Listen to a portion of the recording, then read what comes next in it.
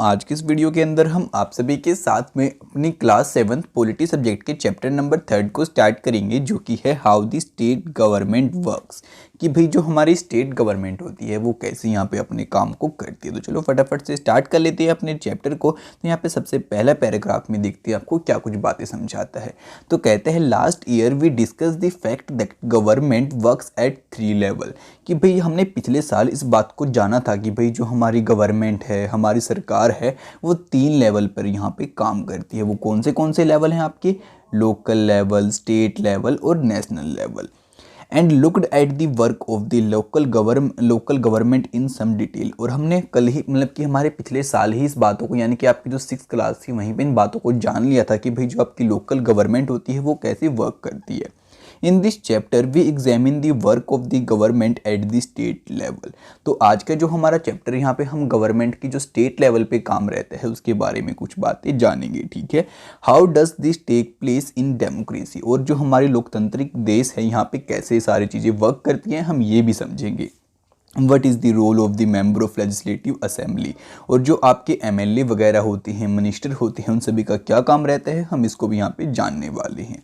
How do people express their views और demand action from the government. और जो भाई हमारे लोग हैं वो कैसे यहाँ पे अपने एक्शंस और अपनी डिमांड्स को गवर्नमेंट के सामने रखते हैं और कैसे गवर्नमेंट उनको यहाँ पे पूरा करती है, हम इन सभी को भी देखेंगे। तो कहता है we look at these questions through the example of health. और जो आपकी हेल्थ के एग्जाम्पल है हम वो भी कुछ यहाँ पे उठाएंगे और उनको देख के भी आपको कुछ बातें यहाँ पे समझाएंगे। ठीक है, और यहाँ पे भाई अब सबसे पहले हमारे पास क्वेश्चन आते हैं कि हुज रिस्पॉन्सिबिलिटी, की रिस्पॉन्सिबिलिटी कौन लेता है। तो चलो एक काम करते हैं गाइज, आपको एक बात करता हूँ मैं कि स्टोरी पहले बता देता हूँ, उसके बाद हम आगे प्रोसीड करेंगे, फिर हम आगे समझेंगे। ठीक है, तो एक बार फटाफट से मैं आपको स्टोरी ऐसे ही बता देता हूँ। होता है क्या है बेसिकली, ये दो जो फ्रेंड्स होते हैं ये जाके भाई न्यूज़ पढ़ती हैं, वहाँ पे लिखा होता है कि भाई यहाँ पे पानी की शॉर्टेज बढ़ती जा रही है शहर के अंदर। उसके बाद ये दोनों इस बात को भी यहाँ पे रिमाइंड करते हैं कि भाई बहुत सारे हमारे ऐसे एरियाज़ भी हैं इंडिया के अंदर जहाँ पे भाई लोगों को मतलब कि अच्छा पानी पीने को नहीं मिलता, उनको गंदा पानी पीने के लिए मिलता है। ठीक है, उसके बाद क्या होता है कि इस बात को भी देखते हैं कि भाई जो हॉस्पिटल है वहाँ पे पेशेंट की संख्या बढ़ती ही चली जा रही है, क्योंकि वहाँ पे भाई बहुत सारे लोग बीमार हो रहे हैं पानी ना मिल पाने की वजह से, क्योंकि 3 दिन के अंदर उन्हें मुश्किल से पानी मिल पा रहा है। ठीक है, उसके बाद क्या होता है, दोनों फ्रेंड्स अपने स्कूल की तरफ यहाँ पे जा रही होती है, तो उनको पुलिस जो इंस्पेक्टर होती है वो स्टॉप कर लेती है और कहती है कि सामने मत जाओ, वहाँ पे रैली चल रही है। ठीक है, तो जो रैली होती है वहाँ पे एक पर्सन खड़ा होता है, वो भाषण वगैरह देने पे लगा होता है कि भाई हम ऐसे करा देंगे, हम भाई पानी सप्लाई को ठीक करा देंगे। तो ये दोनों देख के सोचते हैं कि भाई ज़रूर कोई ये बड़ा होगा, मतलब कि कोई बड़ा ऑफिसर वगैरह होगा। बट जो उसकी फ्रेंड होती है वो उसको बताती है कि नहीं, ये तो जो अपोजिशन का लीडर है ये वो वाला लीडर है, जो अपोजिशन पार्टी का लीडर होता है। अब मैं मान सकता हूँ कि कुछ फ्रेंड्स को नहीं पता होगा कि भाई अपोजिशन क्या होता है, एमएलए क्या होता है। तो यार इन सभी का मैं आंसर दूंगा आपको आगे चल के इसी वाले चैप्टर के अंदर, तो आप थोड़ा यहाँ पे पेशेंस रखिए और समझिए। तो सबसे पहला क्वेश्चन यही आता है, who is an MLA. In the above section you have read about some events in the Patalpuram. आपने जो ऊपर स्टोरी देखी वहाँ पे आपने जो पातालपुरम जो आपकी जगह है वहाँ की कुछ बातों को जाना। You may be familiar with some official name such as the collector, medical officer etcetera. और आप कहते हैं कि भाई आपने कुछ नाम पहले भी सुन रखे होंगे, जैसे कि आपका मेडिकल ऑफिसर हो गया, कलेक्टर हो गया, etcetera. But you have ever heard of an MLA and legislative assembly. क्या कभी आपने एमएलए और लेजिस्लेटिव असेंबली के बारे में सुना है? Do you know the MLA of your area, can you identify which party she और ही belong to.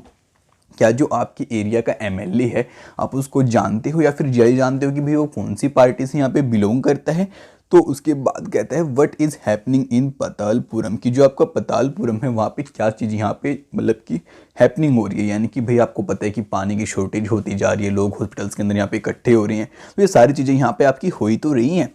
Y is this problem serious, और ये जो आपकी प्रॉब्लम है इतनी सीरियस यहाँ पे क्यों है। What action do you think can be taken in the above situation and who do you think should take this action, discuss. और यहाँ पे आप सभी को कहते हैं कि भाई जो ऐसी अगर आपकी सिचुएशन हो जाती है तो क्या एक्शन यहाँ पे लेना चाहिए और कौन लोग ये एक्शन आपका लेंगे। Member of legislative assembly MLAs are elected by people, they then became member of the legislative assembly and also form the government। और यहाँ पे कहते हैं कि जो आपके MLAs होते हैं यानी कि मेंबर ऑफ लेजिस्लेटिव असेंबली, इनको जो आपके लोग हैं वो चुनते हैं अपना इलेक्शन में वोट डाल के, ठीक है। तो ये जो आपके मेंबर होते हैं तभी लेजिस्लेटिव असेंबली के मेंबर बनते हैं और अपनी गवर्नमेंट बनाते हैं जब लोग इनको चुनते हैं, ठीक है।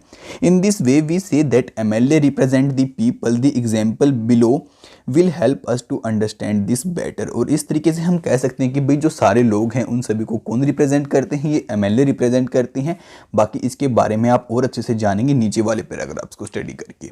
तो कहते हैं discuss the following terms with your teacher, public meeting, states in India, constituency, majority, ruling party and opposition. तो ये कुछ जो आपको टर्म्स यहाँ पे दी हैं, आप इनको अपने टीचर के साथ में, पेरेंट्स के साथ में डिस्कस करो, वो आपको इसके बारे में कुछ ज़्यादा अच्छे से और प्रैक्टिकल वे में समझा पाएंगे, ठीक है।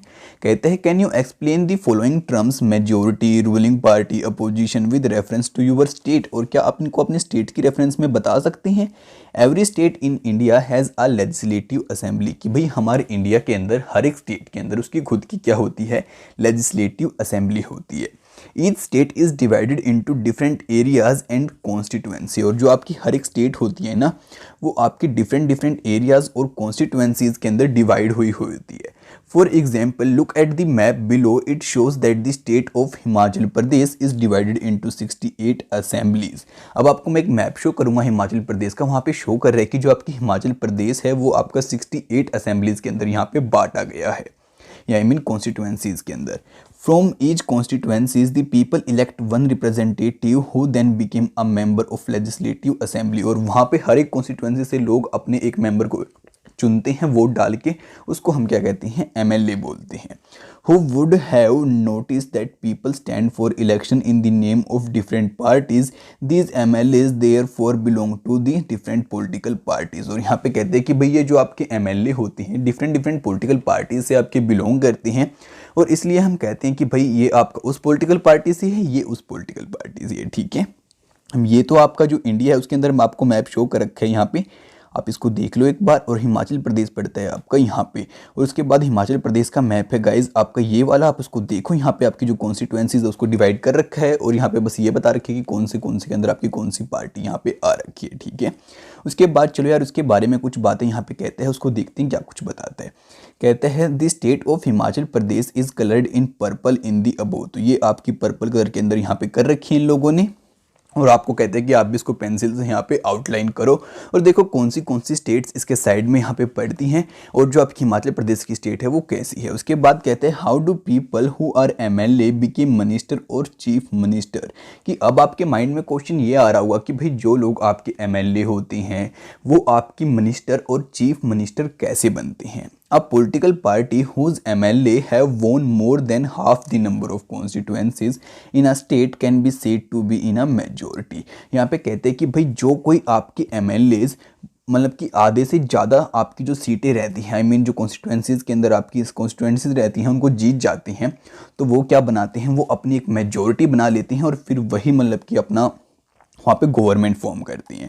The political party that has the majority is called the ruling party and all other members are called the opposition. और यहाँ पे कहते हैं कि भाई जिस पार्टी की मेजोरिटी आती है वो अपनी पार्टी यहाँ पे बना लेती है, यानी कि गवर्नमेंट बना लेती है। उसके बाद जो बाकी पार्टीज होती हैं वो उसकी अपोजिशन में यहाँ पे काम करती हैं।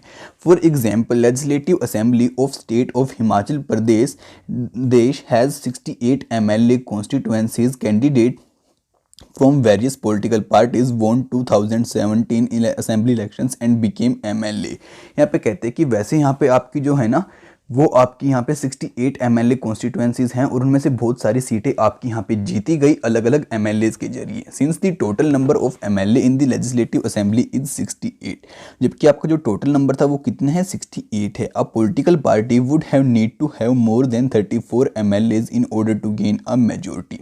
तो अब यहाँ पे 34 से ज़्यादा MLA चाहिए किसी भी मतलब की पार्टी को अपनी यहाँ पे मतलब कि गवर्नमेंट बनाने के लिए और मेजोरिटी में आने के लिए। दी Bharatiya Janata party BJP with 44 MLAs had majority and it became the ruling party. और यहाँ पे क्या हुआ, आपकी जो बीजेपी थी उसने 44 कॉन्स्टिट्यूएंसीज के ऊपर अपना मतलब कि यहाँ पे उनके MLA निकल के आए और उन्होंने यहाँ पे मेजोरिटी बनाई और अपनी रूलिंग पार्टी यहाँ पे स्थापित कर दी। All other MLAs became the opposition. तो अब जो बाकी MLA बच गए वो क्या बन गए, उसके अपोजिशन यहाँ पे बन गए। In this case the Indian National Congress was the major opposition party.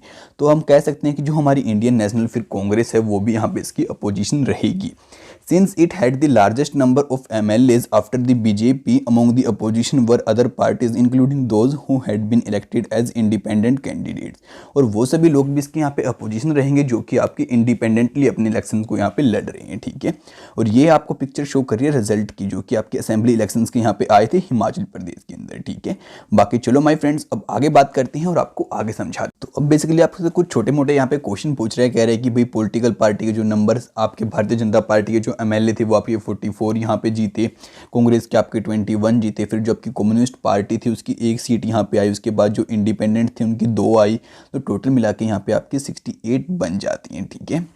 उसके बाद कहते हैं construct a table similar to the one given of for Himachal Pradesh for your state.